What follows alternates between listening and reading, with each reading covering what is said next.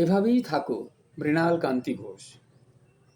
এই তো সেদিন ছিল, কচি কচি সবুজ ঘাস, আগোছালো প্রান্তর, ভেজা সুপুরির গাছ, কাকের বোনা ছোট ছোট ঘর, এলোমেলো ইতস্তত, আঁকাবাঁকা পথে স্মৃতি হেঁটে বেড়াতো। পাখিদের কথাগুলো শোনা যেত নিজের মতন করে। এখানেই বসে থাকতো সেই দুষ্টু ছেলেটা, বায়না করা মায়ের হাতে লজেন্স। এখন কোথায় সব? সেই বৃদ্ধ লোকটা কোথায় যে হারিয়ে গেছে, তারই জায়গায় পড়ে আছে অন্য কেউ, অন্য কোনো লোক। সব কিছু চলে যায়, চলে গেলে পড়ে থাকে শুধু মায়া, মরুমায়া। পড়ে থাকা ছোট্ট নিম গাছটা এখন বয়সের ভারে দাঁড়াতে পারে না আর।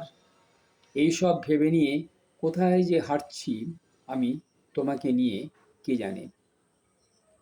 একদিন এদেরই মতন তুমি আমি, আমরা সবাই, আমরা দুজনে হারিয়ে যাব। পড়ে থাকবে শুধু স্মৃতি তোমার আমার। আগামী প্রজন্মে আবার আসব কোনো এক চিতা, হরিণ বা অন্য কোনো মানবী হয়ে। এভাবেই চলে যাবে আমাদের জন্ম জন্মান্তর। তবু ভালোবাসা আমাদের একই সাথে একইভাবে রয়ে যাবে সময়ের সাক্ষী হয়ে।